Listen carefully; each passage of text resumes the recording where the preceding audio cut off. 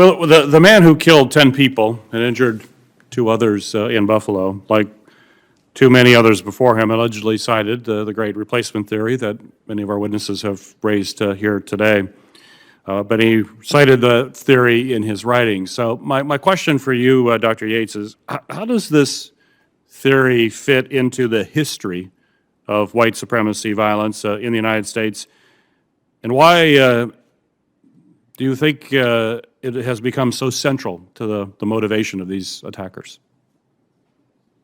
Thank you for your question. I do think that the Great Replacement conspiracy theory. I'm sorry. If you start from the beginning, is it on? Is it on? Okay, thank you. The Great Replacement conspiracy theory is in some ways a convergence of many of the conspiracy theories that draw on racism and anti-Semitism and misogyny and xenophobia that we've seen over generations. This has been the case. It's very evident in the last 100 years. In the 1920s, the largest Klan mobilization to date was animated by anti-immigrant animus and often included depictions of immigrants as a violent invading threat. At that time, there were images of the Pope coming to America and declaring himself emperor that could be found in newspapers and mainstream sources and those kinds of mediums. So this is certainly drawing on some of those earlier forms of conspiracy theories. I think what is particularly lethal about the Great Replacement conspiracy theory is that it does represent a combination of many of these and such that it is able to be targeted and sort of transferred into the specific ideologies and hatreds of the people that have been violent in its name. So as a couple of examples that illustrate this are in the writings of the Buffalo killer. I believe it's been cited that he plagiarized some 2/3 of his writing from the Christchurch killer. But in some places, he just merely swapped out the names of victims for others. And it's clear to him that he doesn't really care, that they see this as an overwhelming threat and that this kind of violence is necessary to be perpetrated against a wide variety of communities. Thank you. During a Senate Judiciary Committee hearing on Tuesday, some of my colleagues focused on the threat of violence from Antifa and other left-leaning organizations. And so certainly while we must condemn all forms of violence in America, and we have to do everything we can to prevent these attacks, the FBI has stated for multiple years and testified before this committee that the threat from white supremacists is the greatest domestic terrorism threat to Americans. So, Mr. German, this question is for you. As a former FBI agent and a subject matter expert, can you explain the threat from white supremacists and how it compares to left-leaning organizations? Thank you for the question. There's no doubt that white supremacists are engaged in the most persistent over time and the most lethal kinds of violence in the most organized fashion.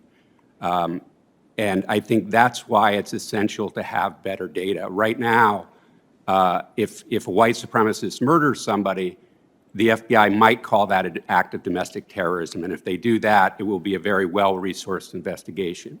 But they might call it a hate crime if the victim of the crime was a member of a protected community.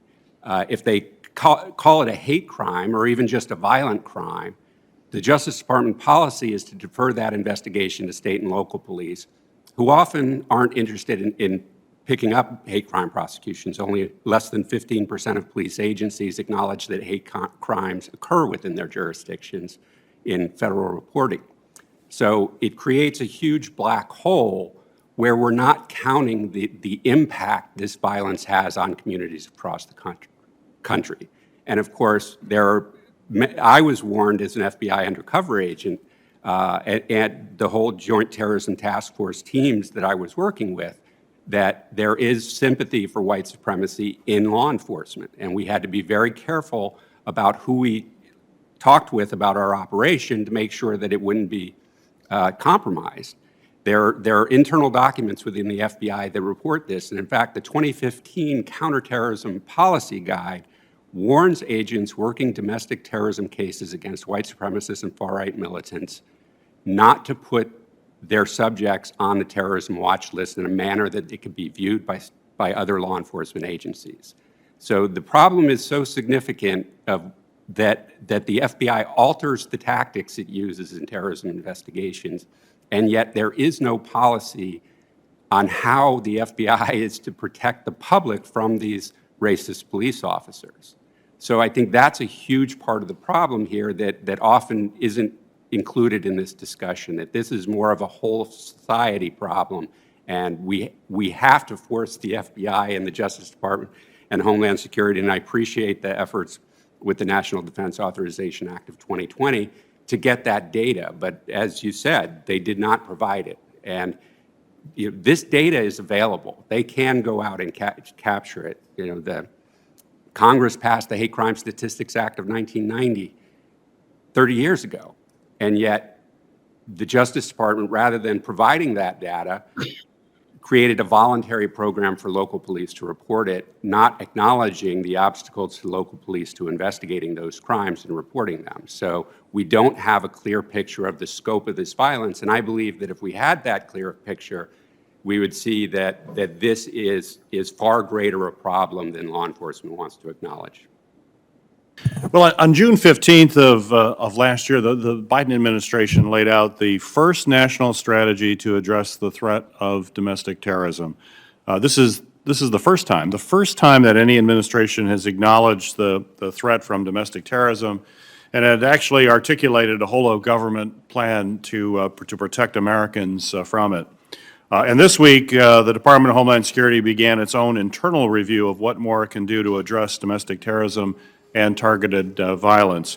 Mr. Ward, this question is for you. Part of the national strategy, Pillar 4, is about confronting the long-term contributors to domestic terrorism. So my question for you, Mr. Ward, is what do you think the government, the federal government, should be doing to support Pillar 4? In support of Pillar 4, we should understand, and the federal government should understand, local governments are on the front lines of the growing attack on our republic and its practice of democracy. It is probably one of the most important places to counter this bigoted political violence. And I believe it's vital for the federal government and civil society to come to the aid of these local governments and the communities they serve. One example is Western State Center has made available our guide, Strengthening Local Government Against Bigoted and Anti-Democratic Movements. And this resource is designed to provide a starting point for local government officials. I believe your question is deserving of a much fuller response, and I look forward to following up with the committee and particularly staff to highlight recommendations in our guide in more detail. But I would be brief if I don't say one more thing.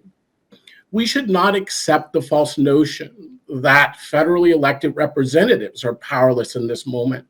There is always one step that can and must be taken, and I believe it's a step that can be taken without new rules, laws, or regulations, and it has proven its effectiveness each time it has been deployed.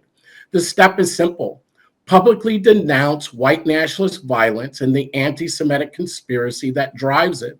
The Brookings Institute documents that a range of research suggests that incendiary rhetoric of political leaders can make political violence more likely. But the opposite is true as well.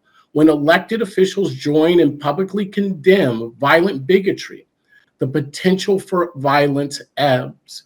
We need to move with Pillar 4, but we also need the moral voice of our federal leadership in this moment. Well, thank you. Thank you, Mr. Ward.